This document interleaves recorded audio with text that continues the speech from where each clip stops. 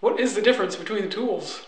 To put it simply, the shape of the burr will determine what kind of cut it will make. A fellow woodworker friend of mine said, use the tool that's closest to the shape that you want to make. 2-inch donut wheels like this one and buzzouts can be used for things like smaller cups, bowls, rounding edges, and spoons. 4-inch donut wheels like this one are used to carve chair seats, larger bowls, removing stock from large wood pieces, things like that. Sanding discs like these can be used in a similar manner to the donut wheels. They can also get into narrower spots because of the angle. They can be used to quickly flatten large pieces. These come in 2-inch, 4-inch, 5-inch, and 7-inch. These ones are 4 inches. Carving cups like this are used to carve large bowls, spoons, and for removing stock. Some wheels and discs have holes in them, which makes the wheel lighter and allows you to see what you're carving. When you're trying to decide which tool to use in your project, ask yourself, how quickly and how much wood do I want to remove? How smooth do I want the surface after carving?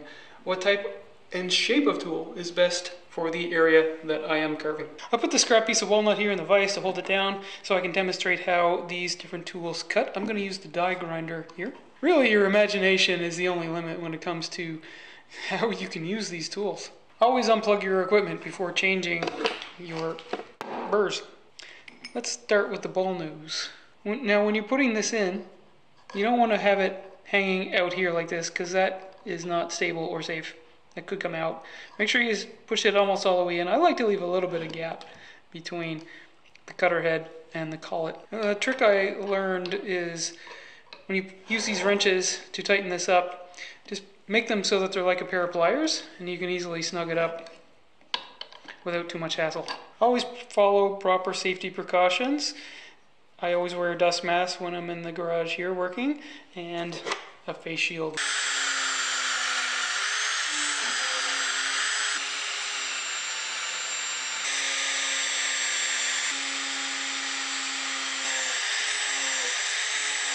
So the bowl nose is pretty versatile. You can use it to make textures, you could use it to make small spoons, you could also use it to round off corners. Let's try the carving cup next.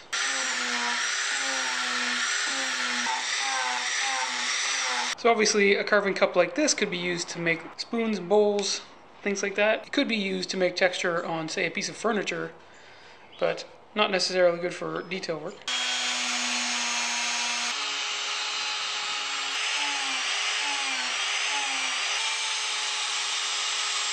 Personally, the Rotosaw is one of my favorites actually because it can remove a lot of material really fast and it can make narrow grooves, things like that. It can also be used to make textures. Well, if you hold the tool in one place, it tends to leave tool marks behind.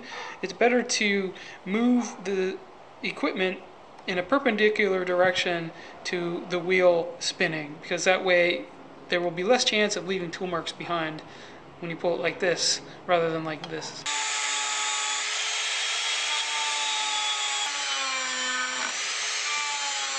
The flame bit is one of the more versatile tools because it's wider on this end and it comes to a point so you can get into narrow spots.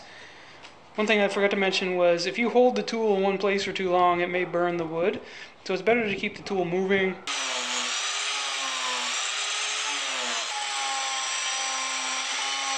I find this 2-inch buzzout to be very versatile. It can be used to get into narrow spaces similar to the Rotosaw. It's just bigger. It can remove a lot of material. One thing to consider when you're carving is the direction of the wood grain. As you can see here, as this wheel is spinning this way, it's pushing down on the fibers on this side of this groove, while it's pulling up on this side. So you can see the fibers are torn out on this side and not on this side because it's pulling up on this side but pushing down on this side. So the grain is supported here but not on this side. So one thing you could do is, if you're trying to make a groove like this, carve this way to get this side and then turn the tool around to get a smoother surface on this side.